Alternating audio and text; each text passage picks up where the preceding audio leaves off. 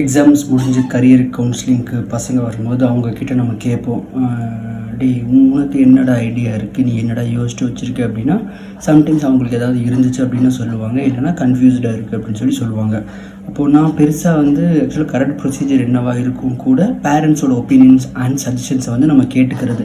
அப்போ நான் கேட்பேன், உங்கள் அப்பா அம்மா என்னடா சொல்கிறாங்க அப்படின்னு கேட்கும்போது, சார் இல்லை சார், அவங்க ஒன்றும் பெருசாக பிரச்சனை இல்லை சார், உன் ஆசை தான் உன் ஆசை என்னவோ அதுவே அப்படிங்கிற மாதிரி சொல்கிறாங்க சார் அப்படின்னு மோஸ்ட்லி ரொம்ப மோஸ்ட்டாக பசங்க சொல்கிறாங்க. ஆக்சுவலாக இதுவே பேரண்ட்ஸை நான் தப்பாக சொல்லலை, பட் ஸ்டில் இதுவே பேரண்ட்ஸ் ஒரு மாதிரியான கேம் ப்ளே பண்ணுறது தான்.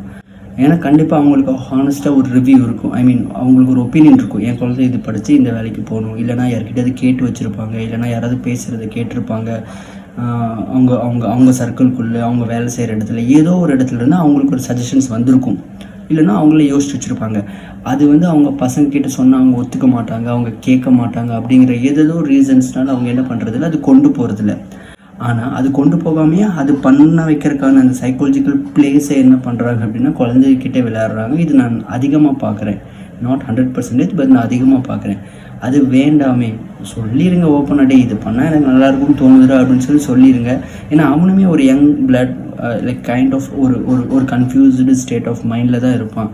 ஸோ அந்த அந்த அந்த தொட்டி கூட 4-5 மீன் எக்ஸ்ட்ராவாக போட்டுட்டிங்கன்னா பிடிக்கிறது ஈஸியாக இருக்கும்ல, அதுக்காக தான் சொல்கிறது.